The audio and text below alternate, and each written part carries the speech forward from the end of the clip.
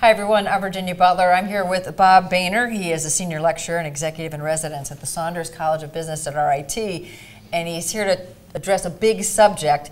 It will be coming up at the Rochester Chamber Biz Exchange Professional Development Series on April 25th. Innovate or die. It sounds so dire, and you know what? In a lot of businesses, it is. It is indeed. So tell us more about what you're going to discuss. I have been interested in the work of Clayton Christensen. Christensen's a professor at the Harvard Business School.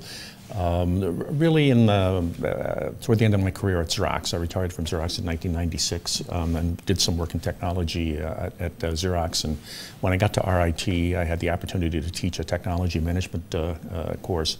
And when I read Christensen's work, I said he must have followed me around in my career in terms of his comments.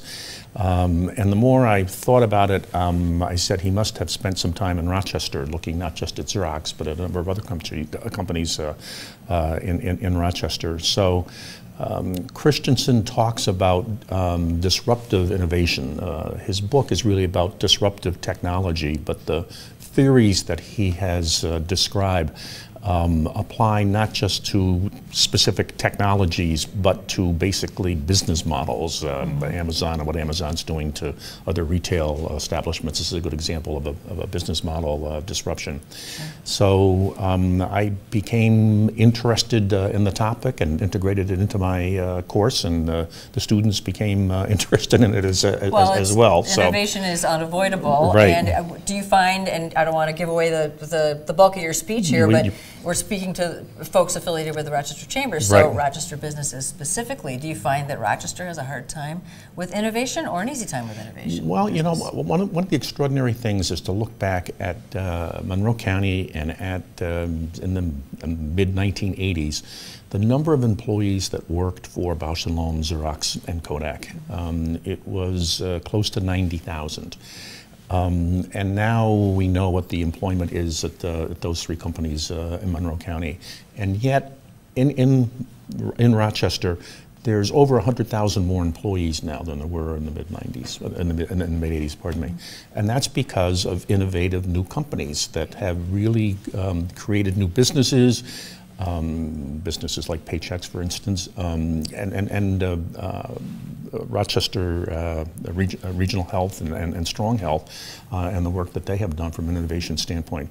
So Rochester has had the seeds of innovation talent for a long, long time, and I think it's reflected in the fact that we have survived what happened to the three major employers in town, and more than survived, we've really thrived. And that's really a tribute to the innovation and risk-taking of the managers in Rochester who founded these companies and who have created a lot of jobs in this area. So Rochester has tremendous talents in innovation. Maybe sort of a role model in some ways. Yeah, and then when you look at other large cities in the Midwest and in the Northeast, I think we can hold our head high in terms of what we've accomplished. So, okay. Well, it sounds like it'll be a very interesting discussion. Yeah.